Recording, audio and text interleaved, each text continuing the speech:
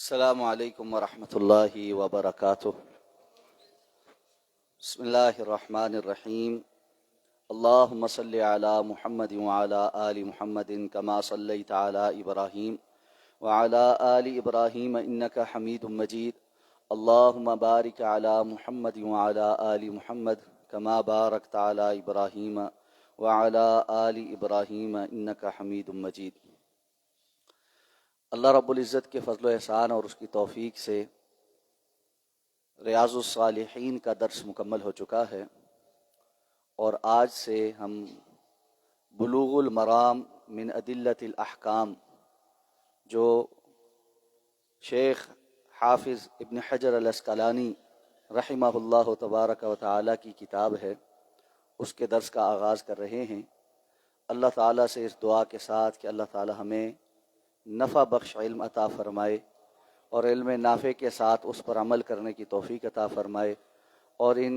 دروس کو ہم سب کے لیے اور جو جہاں جہاں ان سے استفادہ کرے ان سب کے لیے توشہ آخرت بنا دے۔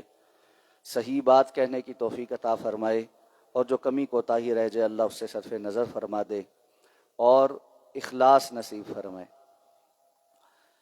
حافظ ابن حجر رحمہ اللہ نے اپنی کتاب میں پہلی کتاب یا پہلا باب جو قائم کیا ہے وہ ہے کتاب الطہارہ۔ طہارت سے متعلق جو مسائل ہیں وہ اس میں بیان ہوں گے، اور اس کا ذیلی پہلا باب ہے باب المیاہ، پانی سے متعلقہ یا پانی سے کے بارے میں جو احکام و مسائل ہیں وہ اس باب میں تفصیلاً ذکر ہوں گے۔ عن ابی ہریرہ رضی اللہ تعالی عنہ قال قال رسول اللہ صلی اللہ علیہ وسلم فی البحر هو الطہور ماؤہ والحل میتتہ۔ حضرت ابو ہریرہ رضی اللہ تعالی عنہ بیان فرماتے ہیں کہ رسول اللہ صلی اللہ علیہ وسلم نے ارشاد فرمایا کہ جو سمندر کا پانی ہے هو الطہور ماؤہ، اس کا پانی پاک ہے، پاک کرنے والا ہے، والحل میتتہ، اور اس کا مردار حلال ہے۔ یہ حدیث مبارکہ صحیح ابن خزیمہ، جامع ترمذی اور اسے امام مالک رحمہ اللہ نے بھی روایت کیا ہے۔ معلوم ہے کہ عبادات کے لیے طہارت شرط ہے، اور طہارت کے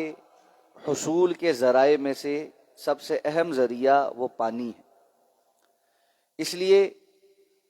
تمام عبادات اور ان سے متعلقہ مسائل سے قبل کتاب الطہارہ کو قائم کیا ہے، اور کتاب الطہارہ میں بھی سب سے پہلے پانی کے مسائل بیان کیے ہیں۔ اور پہلی حدیث مبارکہ حضرت ابو ہریرہ فرماتے رسول اللہ صلی اللہ علیہ وسلم نے فرمایا کہ یہ سمندری پانی پاک ہے اور اس کا مردار حلال ہے۔ سمندر کا پانی صحابہ کرام نے اصل میں آپ صلی اللہ علیہ وسلم سے سوال کیا تھا کہ اللہ کے رسول صلی اللہ علیہ وسلم، ہم جب سفر پہ ہوتے ہیں اور خاص طور پہ بحری سفر میں، تو پینے کے پانی کی قلت ہوتی،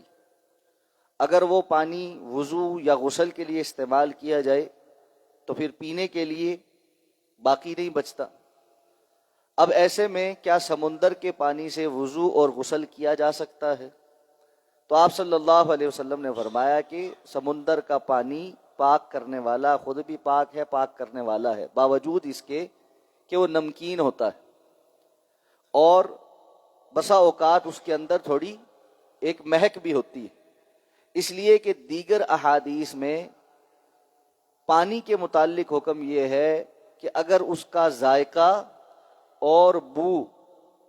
یہ تبدیل نہ ہوا ہو تو وہ پاک پانی ہے اور اس سے طہارت حاصل کی جا سکتی ہے۔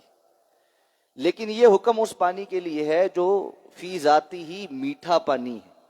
یعنی سمندری پانی نہیں ہے بلکہ عام چشمے کا یا ندی کا یا کنویں سے نکالا ہوا پانی ہے جو پینے کے استعمال میں بھی آتا ہے۔ تو ظاہر بات ہے وہ میٹھا پانی ہے تو اس کا رنگ، بو، ذائقہ سب کچھ ٹھیک ہونا چاہیے۔ لیکن سمندری پانی اس کو اس معاملے میں استثناء حاصل ہے کہ باوجود اس کے کہ اس کا ذائقہ ٹھیک نہیں، نمکین ہے،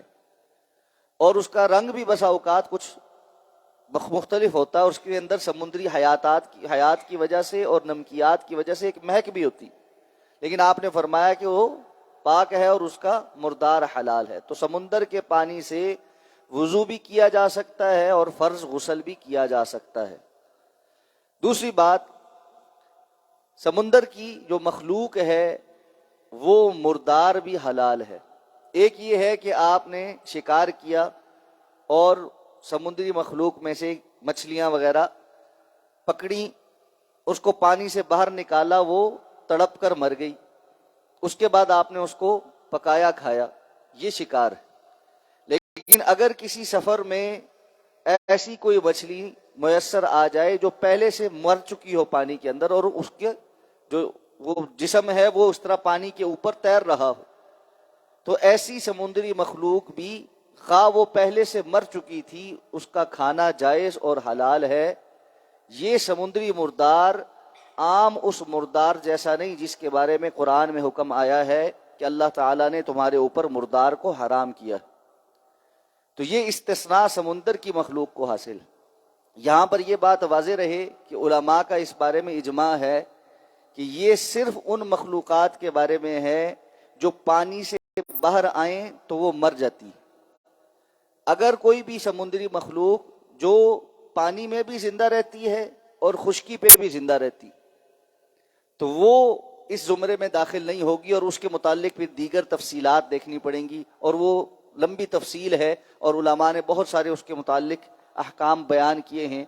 اور اس میں اختلاف بھی کافی جو ہے نا وسیع ہے، جیسے کچھوا ہے یا اسی طرح یہ جو مگرمچھ ہے،